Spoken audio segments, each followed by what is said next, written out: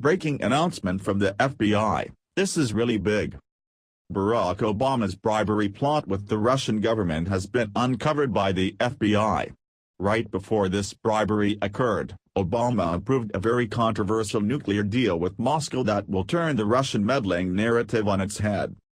According to government documents and interviews, before the Obama administration approved a controversial deal in 2010 giving Moscow control of a large swath of American uranium, the FBI had gathered substantial evidence that Russian nuclear industry officials were engaged in bribery, kickbacks, extortion, and money laundering designed to grow Vladimir Putin's atomic energy business inside the United States.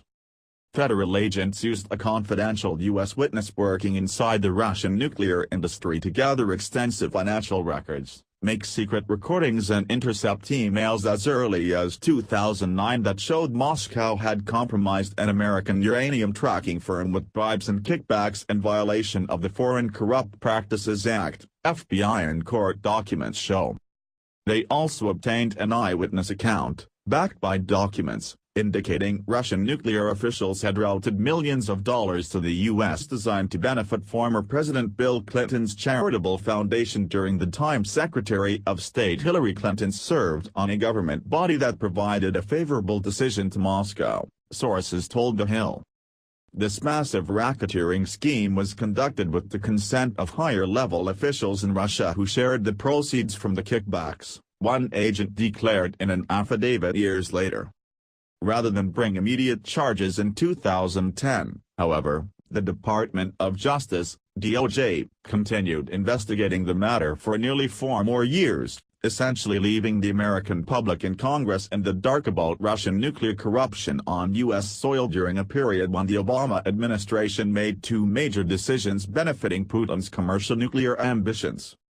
The first decision occurred in October 2010, when the State Department and government agencies on the Committee on Foreign Investment in the United States unanimously approved the partial sale of Canadian mining company Uranium One to the Russian nuclear giant Rosatom, giving Moscow control of more than 20% of America's uranium supply.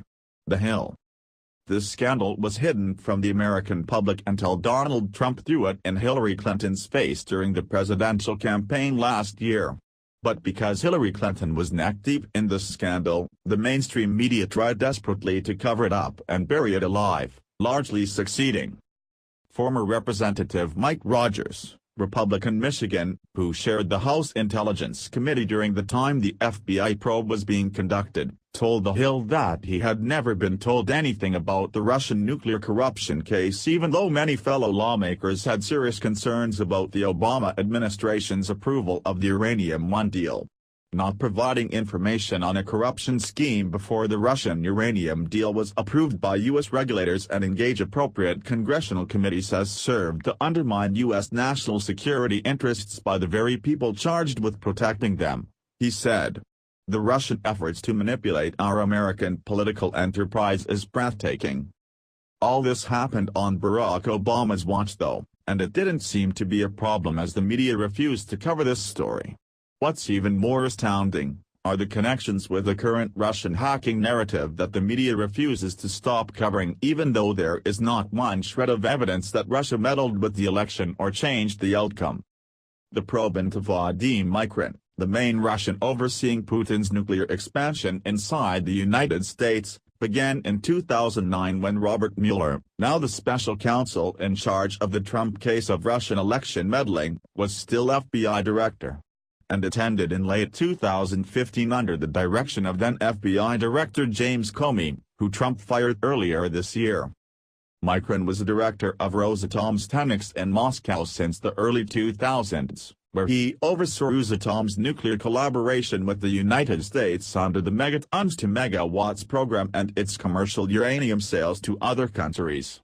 In 2010, Mikron was dispatched to the U.S. on a work visa approved by the Obama administration to open Rosatom's new American arm called Tenom.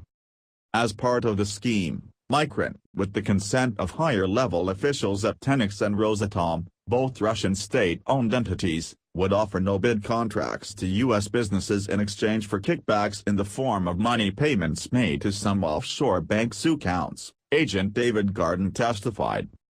Micron apparently then shared the proceeds with other co-conspirators associated with Tenix in Russia and elsewhere, the agent added. The investigation was ultimately supervised by then U.S. Attorney Rod Rosenstein, an Obama appointee who now serves as President Trump's Deputy Attorney General, and then Assistant FBI Director Andrew McCabe, now the Deputy FBI Director under Trump. Justice Department documents show. The Hill.